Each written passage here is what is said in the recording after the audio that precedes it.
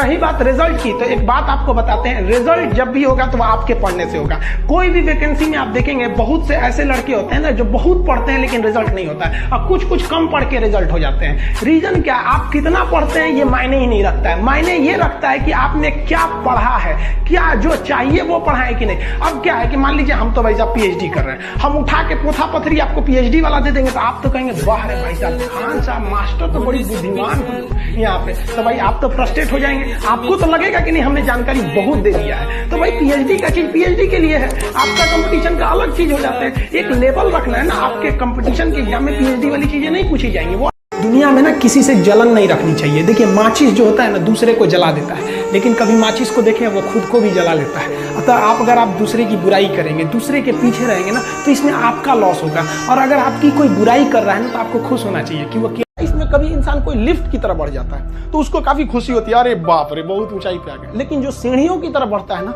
ऊपर जाके उसको एक थकान होती है, लेकिन दिल से एक सुकून भी मिलता है कि मेहनत से बढ़े, तो उसके लिए ऊंचाई बहुत मायने नहीं रखती है। तो जो लोग देखिएगा ना उतराने लगते हैं, अहंकार कर देते हैं, उस सबसे लिफ्ट से बढ़ा है सब वहां पे। तो जीवन में कभी किसी को अहंकार तो करना ही नहीं चाहिए यहाँ पर, और ना ही दूसरे की बुराई करनी चाहिए। दूसरे की बुराई से कोई फायदा नहीं मिलता है, आपस में मिलजुल कर रहना चाहिए। बुझ जाते हैं कभी दिए तेल की कमी से भी, हर बार कसूर हवाओं का नहीं होता है। जियो के डाटा से सस्ता फीस है। हम लोग की फीस कितनी रहती है? 200 रुपये में हम लोग पढ़ाते थे तो 4 महीने, 50 रुपये भी नहीं पड़ा महीना। और हम लोग के वक्त में ऐसा नहीं था।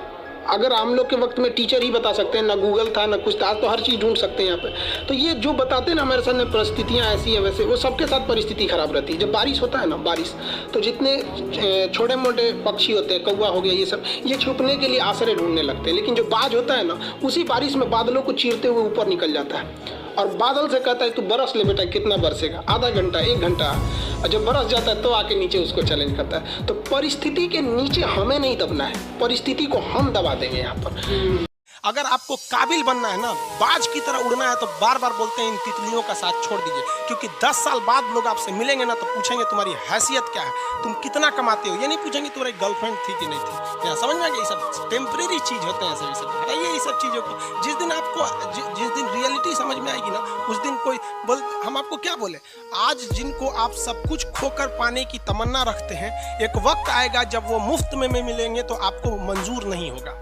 ये सब चीजें फालतू होती है, लेकिन अभी उम्र की गलती होती है, उम्र के बाद सब सुधर जाते हैं। कृष्ण भगवान का भी एक उम्र था जब गोपियों के पीछे घूम रहे थे, एक उम्र आया भाड़ में गई गोपियां, मारा देखे महाभारत करा के रख दिया। कृष्ण भगवान तब तक नहीं कहलाए जब तक उन्होंने गोपियों का साथ नहीं छोड़ा, तब तक वो केवल कन्हैया कहलाते थे।